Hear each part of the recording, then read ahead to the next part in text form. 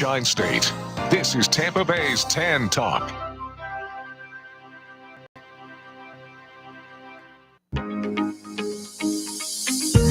It's time for FLALAW, brought to you by the personal injury attorneys of Perenich, Caulfield, Avril, and Noyes. This hour will be informative, along with taking your questions and comments. Now, here are your hosts for today's show. That's right. We are back live in the WTAN studio with FLALAW live on the radio. Thank you for joining us for your live legal call-in talk show that we do every Tuesday at 5 o'clock. And by we, I mean the personal injury attorneys of Perenich, Caulfield, Avril, and Noyes. We host this show for your benefit so that you have the opportunity to call in live on the air with your legal questions. And of course, we are personal injury attorneys. And so many of our shows will center around personal injury and civil litigation matters. But then every now and then we also have guests from other areas of law who come on the show and talk to you about different areas of the law in the state of Florida. So hopefully you are a faithful listener and you've been tuning in every Tuesday at 5. If so, we appreciate you. And we ask that you call up your mom, dad, cousin, sister, brother, and tell them to listen as well.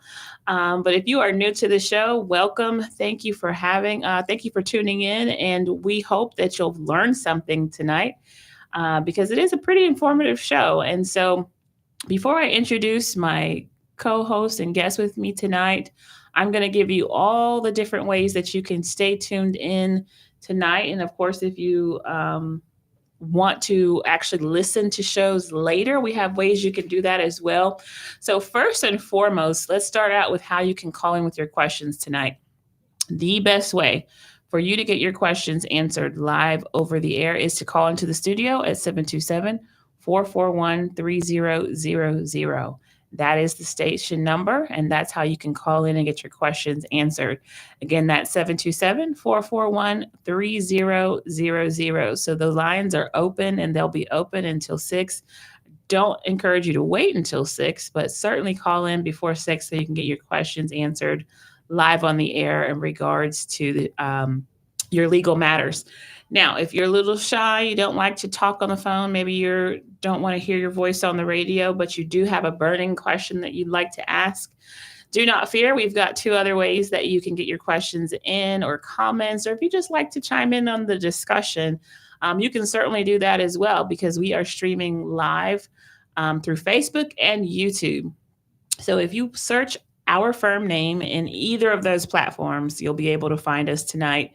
You'll see the video of my co-host, Lorrie Robinson, and I in the studio. So if you see us in our beautiful banner that my partner, Very Matthew nice Noyes, banner. created, if you see that, then you're in the right place. You know that you're tuned into the live show.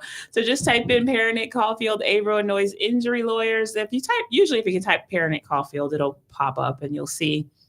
And you can do that on either Facebook or YouTube. Perenich is spelled Perenich. If you do that, then you'll not only hear us talking on the radio, but you'll also see the live video feed. I'm going to take a moment just to share it to all my friends and family on Facebook so that everybody can tune in with us. And I encourage you to do the same. Again, like I said, if you want to just chime in the conversation and say hello to Lorrie and I, you can do that as well. I'll be checking the comments periodically as we go throughout the show tonight, and I'll be reading those out over the air if there's any questions or comments for us. And with that being said, we can certainly jump into the show tonight, but of course, letting you know that those lines are open. And so feel free at any time to chime in. So I was telling Lorrie that we have not done a show together in a little while. Yes, it has been a bit of time. So I'm glad to be able to be with you again tonight to go over some civil litigation, car accident, personal injury and insurance type questions and topics.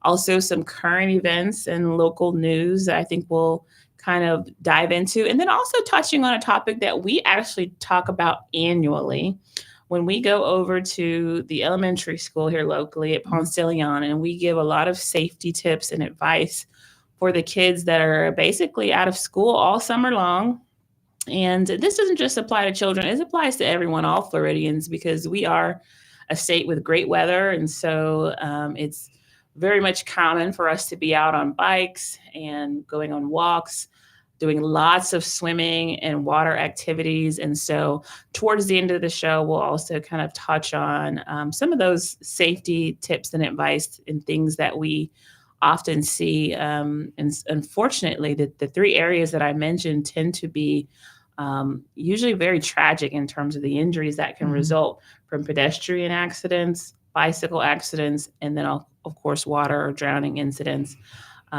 sometimes being, fatal. So it's very, very important. We want everyone to be safe during the summer, especially our vulnerable little kiddos. And so we'll talk about that a little bit towards the end of the show. But again, if you have anything you'd like to add or questions you'd like to pose to us, again, the number is 727-441-3000. Lorrie, once again, thanks for joining me again tonight. Always happy to be here. Thank you. Thank you. So I wanted to do a little thing that we used to do, and I'll remind folks that we sometimes go over some current events, things that are kind of in the recent news in our local area. We are here in Clearwater, but of course, we practice all throughout the state of Florida.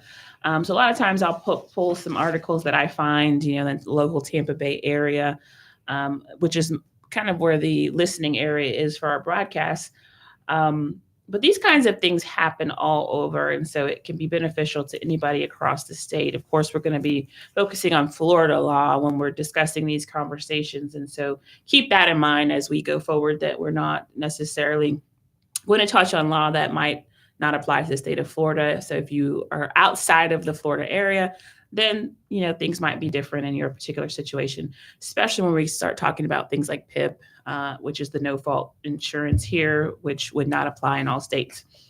And the reason why I mention that is because my first article is about a moped rider. I thought this was quite interesting. It just happened about a week or two ago, and it was really close to where we are. And it's one of those things that it's like a new fear becomes unlocked, because it's like you see things like this in movies, but you don't necessarily imagine that it actually happened. And so I'm sure it had to be quite scary for people that actually witnessed it. But a moped rider was actually thrown over US 19's retaining wall in a Clearwater crash. And he actually went over kind of the overpass that goes, near Seville Boulevard. If you think about kind of where the Congo, is it Congo? Yes, the little miniature golf place. Yes, right? Yes. And so he actually went over that pass and then fell down onto the access road. I guess that would maybe be frontage road, I think maybe there, that service road along the side there. And so essentially, what we know from this article is that Clearwater PD did report to the scene along with Clearwater Fire and Rescue, responding to the crash that happened at about US 19 in Seville Boulevard. Multiple calls had come in regarding a person that had gone over the overpass. And officials basically said that the moped had hit the retaining wall on the west side of the overpass, which caused the rider to be thrown over the wall onto the road below.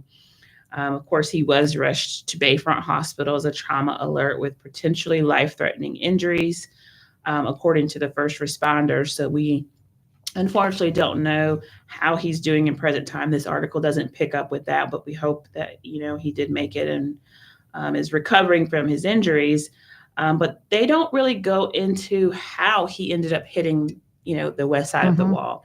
And so what I wanted to talk to you about is a couple things, and the unknowns, I guess, here is, driving on 19, all kinds of things can occur. Right. So we don't know if, this was a one car.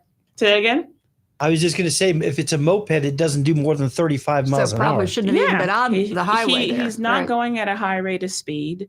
And I would argue you're right. He probably should not have even been on US 19, and because I believe in that stretch, it's about 50 or 55 is the speed limit. And then how did he end up hitting the wall? So to me, it seems like there might have been something going on in terms of maybe merging of traffic or another car coming in or on. And so it got me to thinking about phantom vehicles where, sometimes a car is moving over, they don't realize there's somebody there or a moped there, and they kind of move on and they get down, the off ramp and go about their business. And here comes, the moped flying off the overpass. That we don't know. So again, I'm obviously speculating into how he ended up hitting the west wall of the shoulder there. But so that's question number one, is obviously what happens when you have these phantom vehicle situations where maybe someone doesn't even realize that they've just run you off the road and they just keep going, and ultimately you have a crash or an impact with a wall or another vehicle or a light pole or something like that. But the vehicle has now gone on and there's no way to be found. And then also, what happens if you're injured in that scenario? Because PIP does come to mind as far as whether or not there's going to be any PIP in terms of available medical benefits for someone who is on a moped. Right. So this, it's kind of what we do every day, isn't it? It's like, that's a very interesting question or series of questions. Because actually, honestly, the first issue that does come to my mind is just kind of thinking about mopeds and where they are normally seen. I suspect that it was a violation for that moped to be on US 19. To even be in that area, right? Yeah. But because I think they are, they're not required to be licensed, but they also are. I think they have to be registered, but they're not licensed per se. But they're limited to going about 30 miles an hour. So there could be an issue there. But the other aspect of this is, so you can imagine different scenarios as to how a terrible accident could happen. Oh, yeah. On US 19, because we all in vehicles are worried about it all the time. And here you're in a smaller vehicle that may not have been seen. And if, let's say that there was a situation where the fellow on the moped gets scared or tries to avoid a vehicle that doesn't see him. And there are different ways we might speculate it occurred, but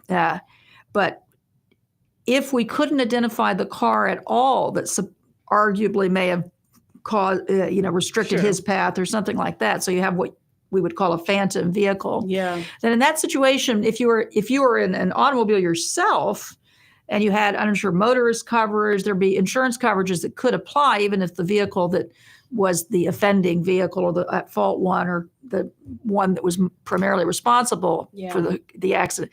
With a moped, you're not required to have PIP or that personal injury protection coverage that we talk about all the time. If you were involved with an accident with a motor vehicle itself, and it could be identified, the moped driver could probably would be able to qualify for the PIP under that person's policy. Yeah. The way the law reads in those situations. But the things that come to mind here, there would be any number of questions you'd have, but it kind of illustrates something we were talking about off the air. That we see all these different, lots of electric bikes now. It's very popular. Lots of these mopeds now. Yeah. I would say, and maybe what's happening is because of the expense of insurance and vehicles and everything. Yeah, that could be a big factor, as gas and just all the costs that's kind of driving the use of these vehicles. And then the other thing is, we have the traffic is so much worse over time. We have so many people. We're packed, so you can't drive down the road and not see mopeds and these electric bikes. And actually, probably most people have a little bit of a concern about it. Right. Very easy not to see them. Yeah, but you're still required to be on the alert, obviously. You have to be. You have to even be more vigilant, I think. Absolutely, really, in truth. So there'd be a lot of implications here. Tragic accident happened right around the corner from where we are, where I live, and in an area across from the Clearwater Mall, and very, very busy area. And that would have been horrifying if you were just coming down that service road. To see someone come flying over. That was actually my comment, and I don't mean to laugh, but I'm laughing more at myself because it is a fear that I have. It doesn't stop me from going over bridges. Like I'll go over the Howard Franklin Skyway Bridge, no problem. But I am one of those people that I do have this fear in my mind of like getting in an accident on like a bridge or an overpass and you go flying off. And it is about and it's like awful thought. Why do I even think that that's going to happen? And articles like this is why why my brain goes that way. But Yeah. I'm glad that it seems that, of course, he was able to, go to the hospital and get the help that he needs. And we're hoping that he's obviously recovering. But that, I think, is just one of those situations. If a case like that comes through the door, you're definitely dealing with a lot of coverage and coordination of benefits issues, because I can even imagine, I've seen cases like this and it ended up being okay and we were able to get the PIP, but I remember they denied the PIP and depending on the kind of vehicle. They ask a lot of questions about, well, how many wheels does it have, and how is it propelled, and all these kinds of things. And they wanted pictures of the make and the model. And so with, like you mentioned, with there being so many different electric types of vehicles now, I do think that that's going to probably become an issue in terms of them, and I mean them, but the carriers trying to figure out which vehicles they will insure, which ones they won't, and whether they're excluded under, the policy or whatnot. Yeah. So that'll be interesting to see. I think so. But it sure illustrates that because we are living in a much more congested area now, and all of these things, we see an increase of these types of accidents. It Definitely illustrates the importance of checking your own insurance, being sure that you have the limits that are that you can afford and are appropriate to your situation. The uninsured motorist coverage that we always talk about, because, it's even, I mean, honestly, it was awful, obviously, the injured individual on the moped, but potentially a situation like that where people do not expect to see a vehicle like that. Maybe they swerve to try to avoid that vehicle, causing another accident. Or I could foresee even someone being frustrated and trying to get around them because they're going at such a low rate of speed. Like Ed pointed out, they're only going about 35 and it's just 55, 60, and they're just trying to get down the road.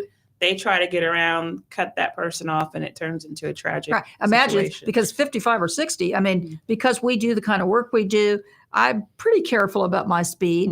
But as we all know, on US 19, you can forget it. I mean, there's somebody right on your tail. Absolutely. And it's like, you're going the speed limit. It's like, if I'm going the speed limit, how fast are you going? So, exactly. I definitely know what that feeling is. I literally take 19 home every single day. My condolences. They're accepted. Yeah. But yeah, and it's funny because I was in a mediation this morning, and in the conference room near your office, it's a good view of the parking lot. And we, in mediations, you have a lot of downtime. And my client pointed out that there was a young boy on a scooter in the parking lot. And I said, well, maybe I think they've been both recently paved, so they're probably very smooth. Yes. And makes for a good riding experience. And he looked fairly young, but he literally was just kind of doing loops in the parking lot. And I thought, oh my gosh, maybe a couple months ago before we had a busier parking lot, that might not have been as scary for me. But part of me was quite concerned for him. Our parking lot, as you know, yes, it is actually almost a demolition derby potential here. And so watching him, I'm like, oh my goodness, this poor kid. But he was just having the time of his life on one of those electric scooters, and he's just kind of riding around. I'm sure he was kind of going up and through the whole, even the medical. Right. It would be a good spot for that if you're after hours or something, because it really, the way people fly around now that we have the bank downstairs, there's just a lot of traffic. A lot of traffic. So parents, if you're listening, we know it's the summertime, and we'll talk about that, in a little bit, but make sure your kids have helmets and proper pads, and then also talk to them about the places that are safe for them to utilize these vehicles. We get it. They're not going away, the e-bikes and the e-scooters. No, and they're great. They're certainly convenient and fun, and also just a good mode of transportation for some people in their commute. But you have to do it safely because, once again, we see the tragedies and the kind of injuries that can come out of these car accidents. We see it when you have big vehicles protecting you around your body. So imagine when there is not that. So that was an interesting article. I think we touched on all the things that I wanted to touch on the moped. But yeah, so if there's a phantom vehicle and we're not able to establish, maybe there's a hit, that car keeps going, they don't even, stop. you must have the uninsured motorist coverage, as Lorrie mentioned, and I'm sure we mentioned it on every show, but it's because it's just that important, That's the kind of thing the conversation you hate to have with clients when there is, let's say, a scooter or a pedestrian or a bicyclist, and they are severely injured or killed, and that person can't be found, and there's no way to, establish where any bodily injury coverage. That's when it's very, very important to have that uninsured motorist coverage. Make sure you check your policies. Make sure you're having it. Make sure you have as much as you can afford to carry, because that's what's going to kick in these kinds of scenarios. And so hopefully everything's going well with that person that ended up having that tragic accident, because that would have been quite scary to see. Yes. So next, we have a situation that happened not very long ago. I want to say this was earlier, midway through the beginning of the year, March of 2025. And I did hear about this on the news. It was quite sad. But I wanted to talk to you about it because it involved an intentional act. So a lot of times we're talking about car accidents, that happen as a result of negligence. Someone is not being as vigilant, or failing to operate their vehicle in a reasonable manner, and then an accident occurs. Now, in this case, it's not that. It's actually something that we, at least the state believes, was intentional. And so back in March, there was an investigation of a Pinellas Park man in connection with a fatal traffic crash that had occurred in St. Petersburg. And essentially, he's now being charged with first-degree murder and attempted murder, in addition to DUI manslaughter. The incident happened, in the evening hours, I want to say around 8 p.m., as a result of some sort of domestic argument. The person that this is all surrounding, I guess, was in a relationship with a woman. They were no longer together. An argument occurred. This woman gets in her vehicle with friends to attempt to leave the area. And my understanding is he's following her down the road. He spots the car that she's in, or so he thinks.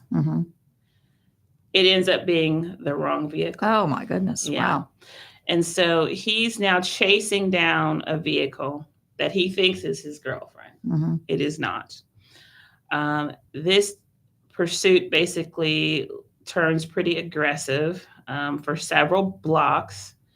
Ultimately, he forces them off the roadway. The truck that he was chasing hits a concrete pole. When that happens, unfortunately, the vehicle has a crushing effect on one side, and it kills one of the passengers in the vehicle. He lost control of his car. He has issues, but we're not necessarily focused on him. He does survive. But unfortunately, his intentional act, not necessarily directed at the person he thought it was, right? But he intentionally ran someone off the road. Turns out it wasn't the person he thought it was, but that person ends up dying in this accident. So I've not personally ever had a case like this walk through my door, but I wanted to get your thoughts here on how you approach a case like this, if you can, when it's an intentional act that leads to an injury or death versus negligence. Right. It's something, and often people don't really understand how the law looks at different types of mens rea or intent or circumstances. So in a situation like this, couldn't be more egregious if you tried. Absolutely. I mean, this is absolutely outrageous. And you could sue this man into oblivion, and you could get punitive damages because he was acting outrageously with a fully formed conscious intent, the way at least it's described. But most likely he doesn't really have any assets you're going to collect against. Chances of recovery. It would be very small. And in the situation here, any insurance coverage he had would certainly have an exclusion for an intentional act. There it is.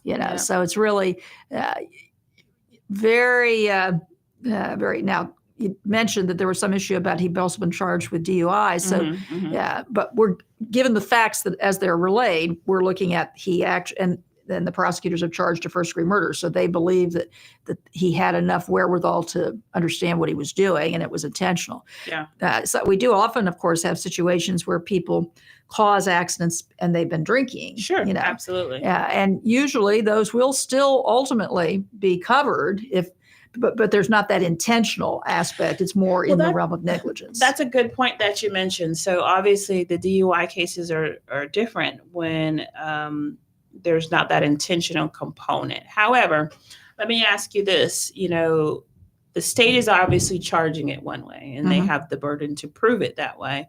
However, I could be wrong, but I can imagine the defendant in this case stating that it wasn't intentional and that he did not intend to run that person off the road and that he won't admit to that fact. Yes.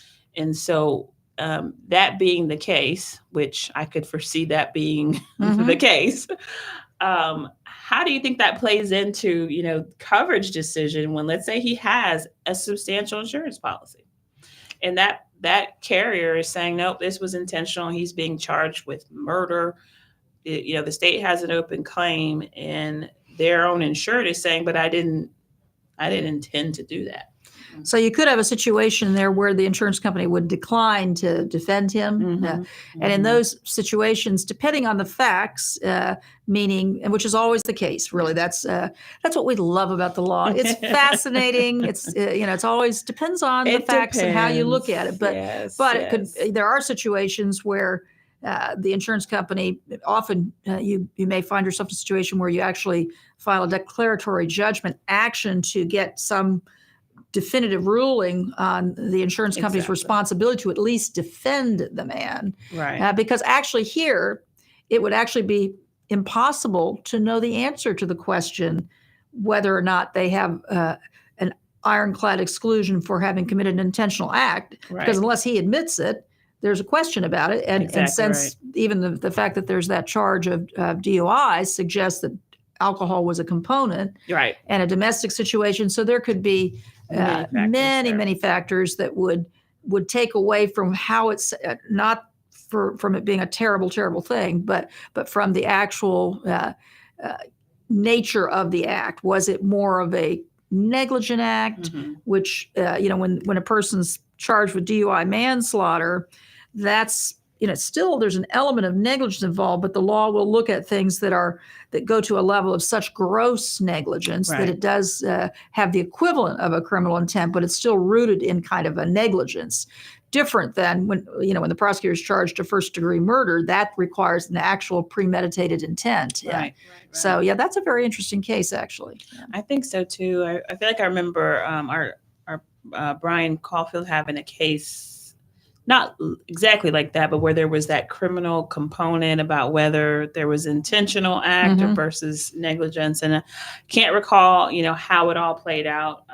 But I remember that being very similar in terms of seeing how the defendant was going to testify. And I feel like she might have pled the fifth, if I'm not mistaken, when those kinds of questions. Well, because you got that. That'd be very. So this illustrates also. The power of the jury system. So if you get to a jury trial, how does anybody really decide? You'd have to hear the facts and based on those facts, make a determination. But since this gentleman is criminally charged, a civil case is going to be complex to pursue because he will have to take the Fifth Amendment on probably virtually everything. Really, right. So it would be challenging, but it does kind of introduce what types of things can be a factor. And there's so many, like you said, so many different factors to consider. And so I do hope that family does obtain justice, the parties that were injured and then the family of the young lady that unfortunately was killed. And it wasn't, he was, just some random individual. He ran off the road. And so it's sad, very, very sad. So I think it's a good time to take a short commercial break. And then we can come back and jump back into this last current event, local news article. And then after that, we'll touch some more on some of the advice we have during the summer for everyone who's out on bikes and taking those long strolls and walking and enjoying the water. And then we'll close out the show with those things. So we'll be back here shortly with FLA Law live on the radio. We'll be back after this break.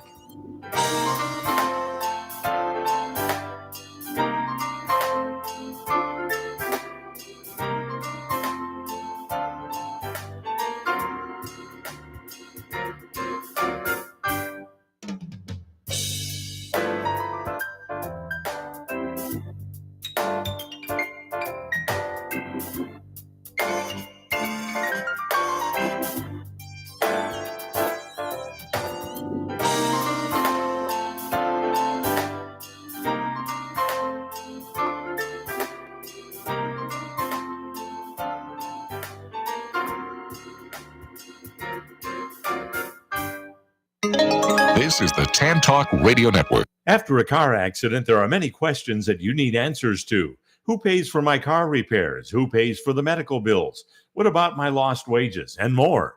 The personal injury law firm of Perenich, Caulfield, Avril, and Noyes has been answering these questions for their clients for nearly 70 years. Since 1955, they've been a voice of the injured in the legal system. As one of the longest established law firms in Tampa Bay, Perenich, Caulfield, Avril, and Noyes is here to answer your questions. Listen to their live call-in radio show on this channel every Tuesday evening from 5 to 6 p.m. or call them at 727-796-8282 or visit them at voiceoftheinjured.com. Offices Clearwater, non-attorney spokesperson. This is the Tan Talk Radio Network.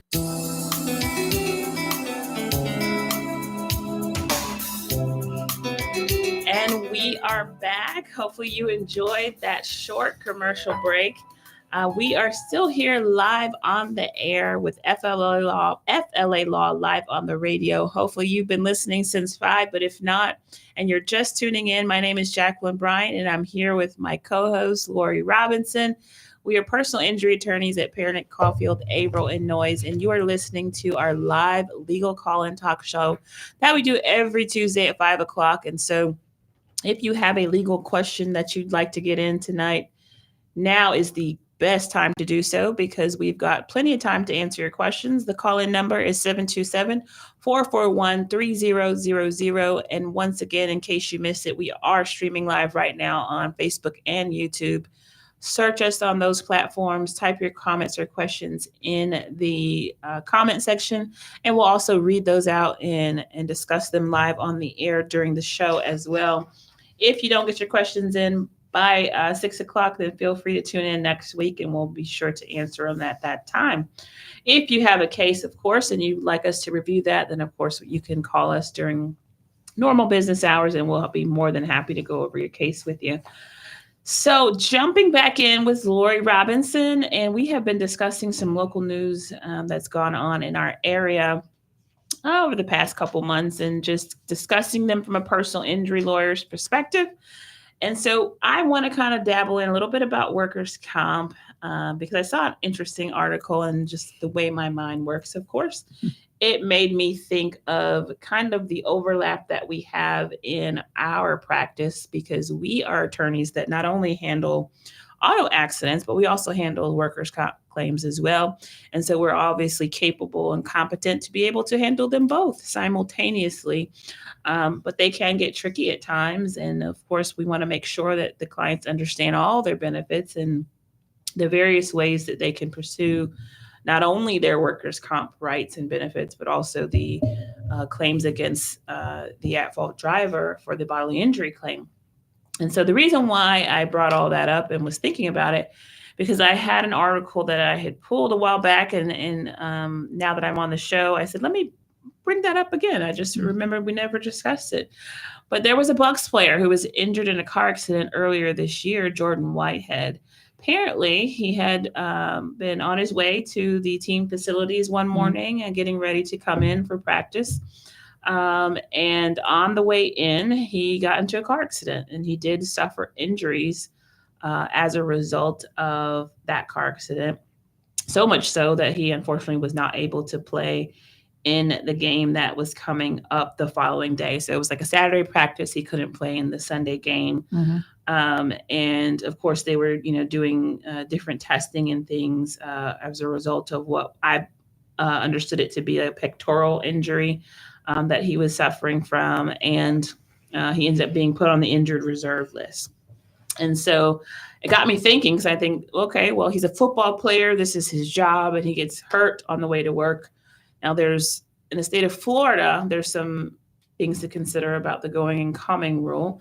But just so we are clear, I don't believe that the NFL would fall under Florida workers' comp law. I believe, if I'm not mistaken, things like the NBA and the NFL are handled differently than the kind of state law that we deal with in a workers' comp accident.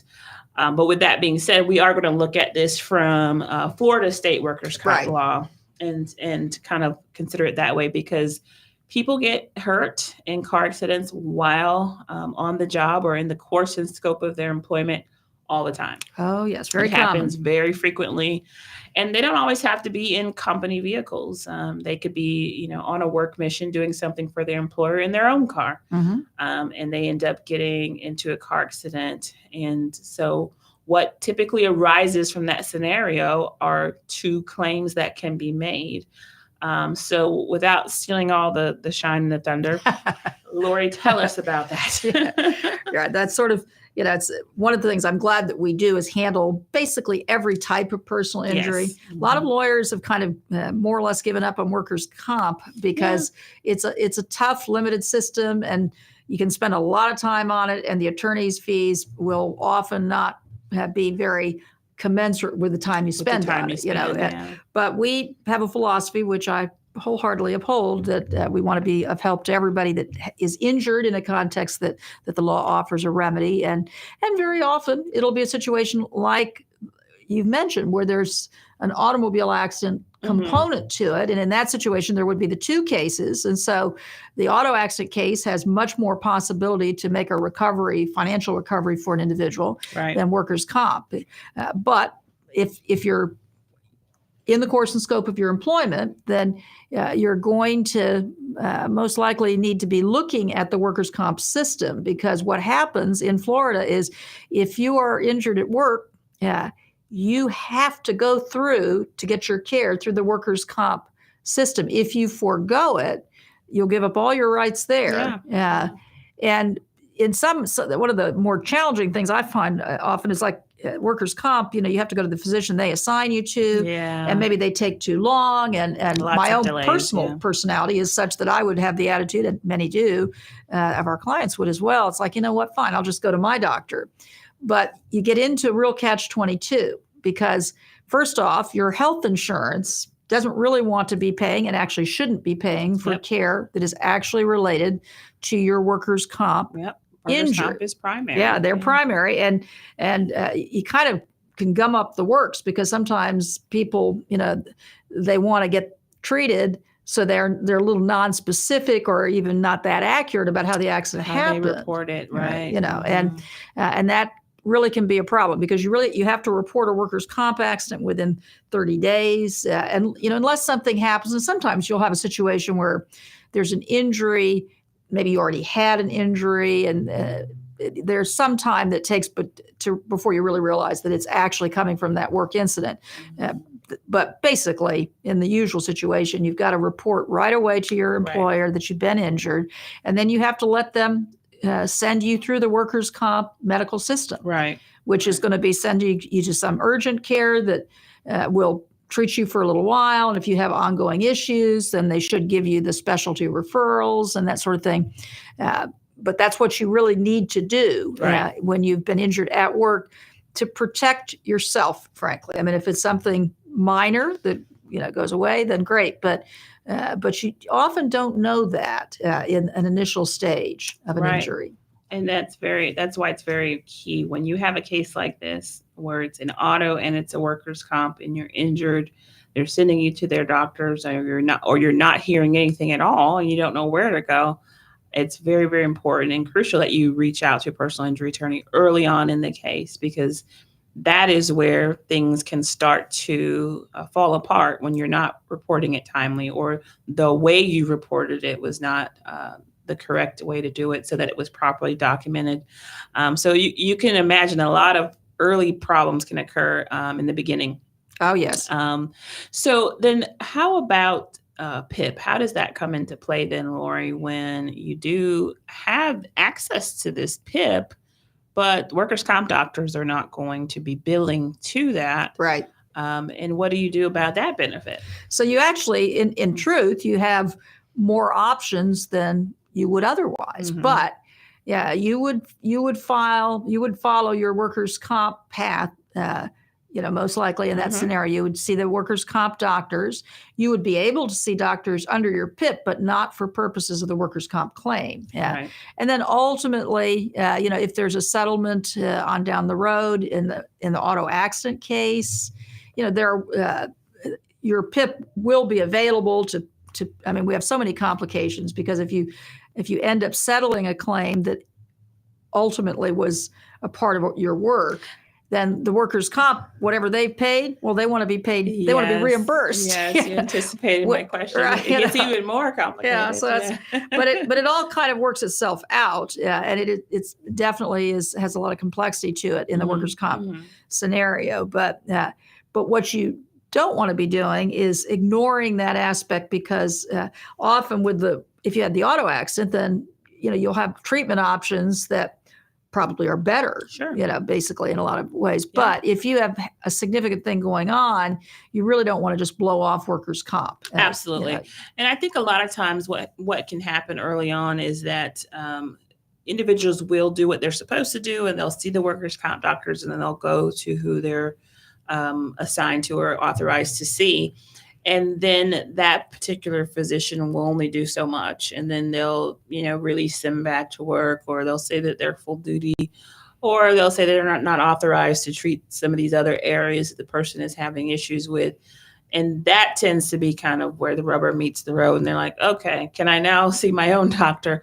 And then that might be a good time to say, all right, we have these PIP benefits here that we can also use. And then we'll decide if we want to challenge, what the doctor has done under the workers' comp system. So it just depends on how you approach it. Some people absolutely just want to stay under the workers' comp system, and they prefer the security of that, knowing that work comp is responsible for their medical and their wages.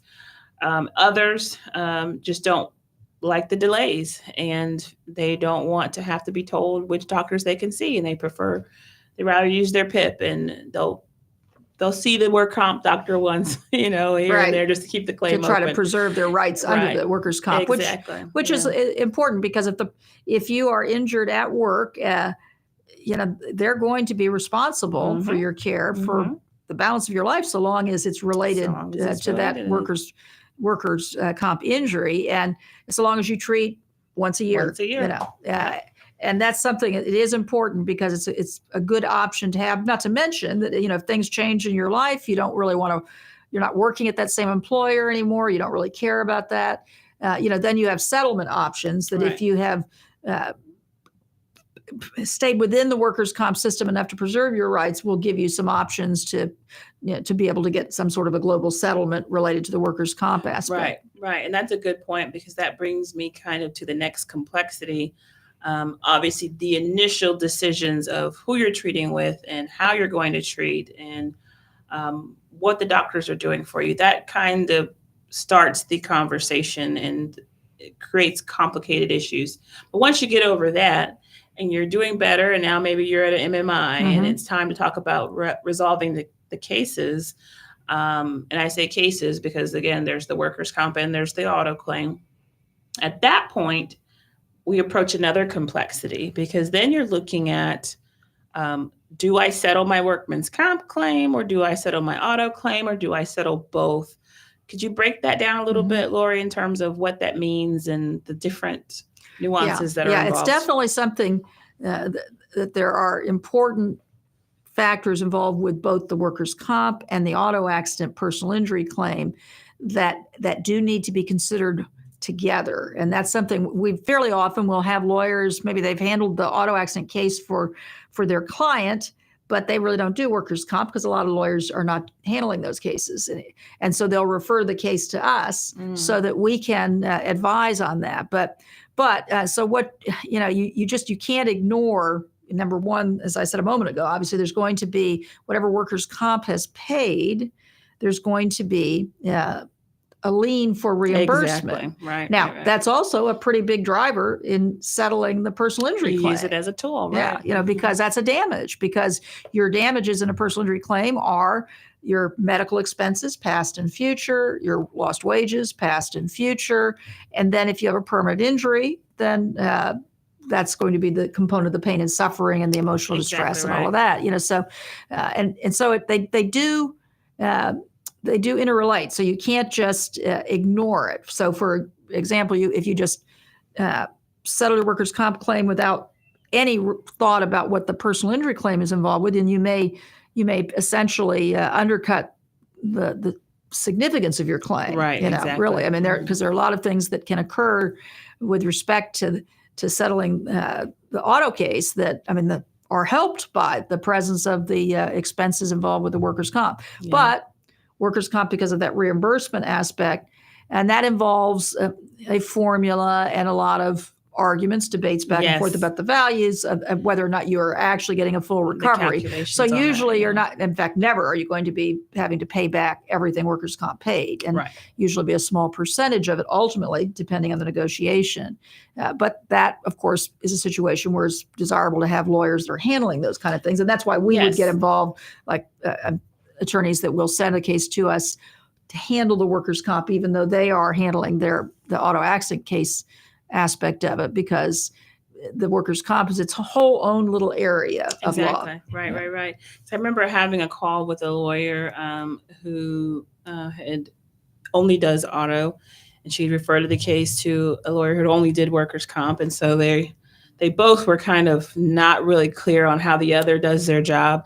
And she had some questions about something that had, it was already done and over with at that point, but she just wanted my insight about it.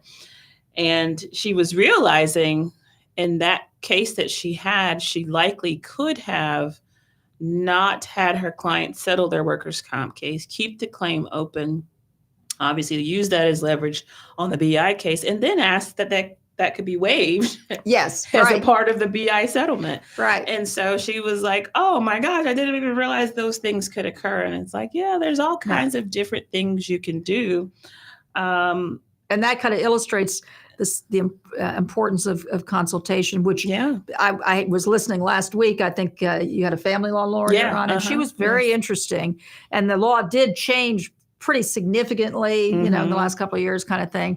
Not that we don't know about that. Personal injury changed significantly too. Ourselves, but I thought, wow, you just see it's very interesting. And that's part of what we try to do with this radio show, is kind of expose people to some topics they wouldn't otherwise have any reason to really know anything about. And I found that interesting because, I've never practiced family law. Right. And there's a lot of intricacies to it. So if I did have a legal malpractice case involving a family law issue. And of course, what does that mean? You have to consult with a family law lawyer. Exactly right. So we do have some other expert legal commentary in our comment section.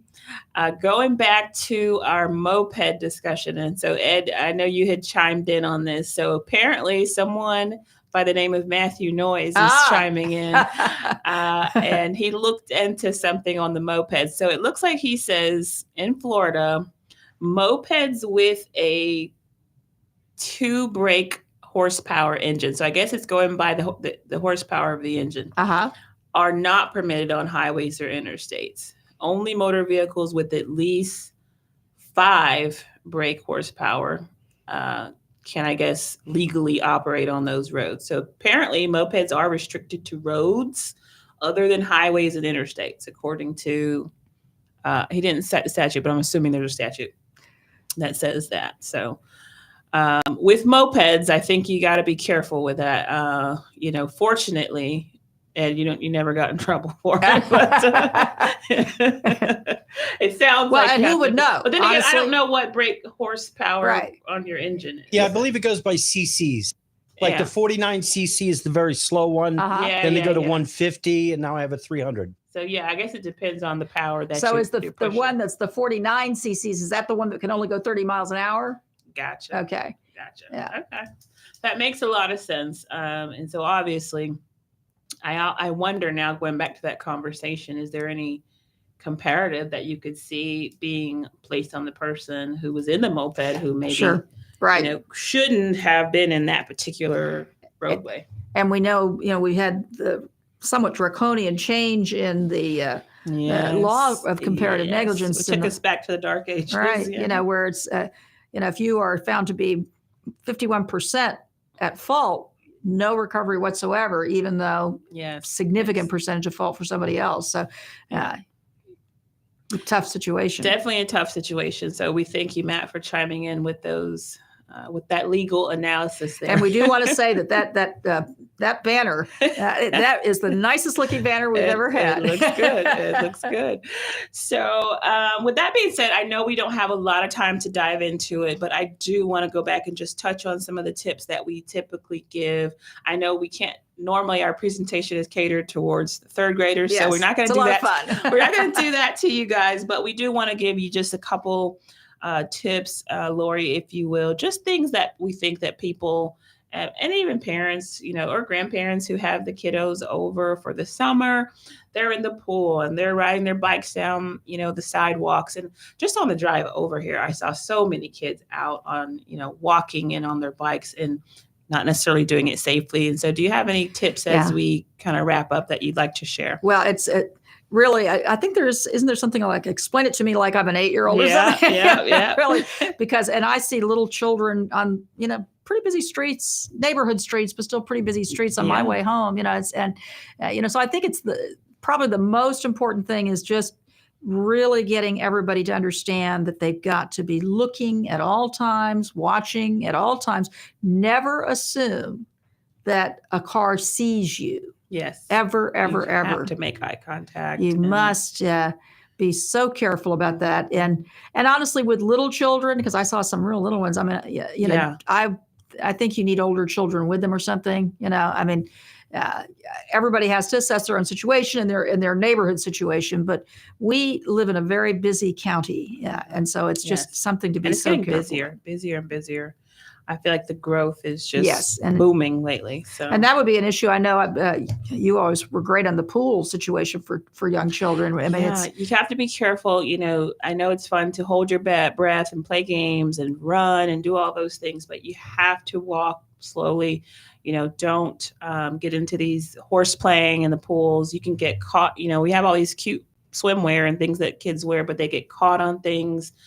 Go together. So that way, if one of your buddies is under the water too long, you can, help in that situation. Don't get in the pool alone, right? Without supervision, without, lifeguards.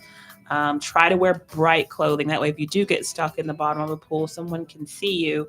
If you're like in a drain and you can't get, disconnected, just be very mindful of those things. Use crosswalks. Don't go against the light.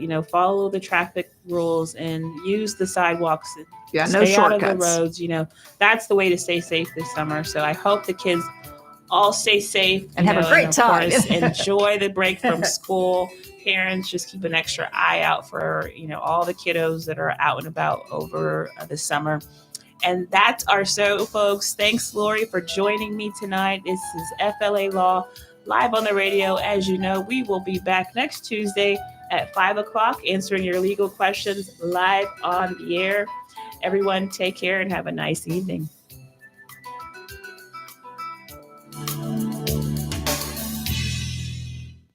WTAN Clearwater.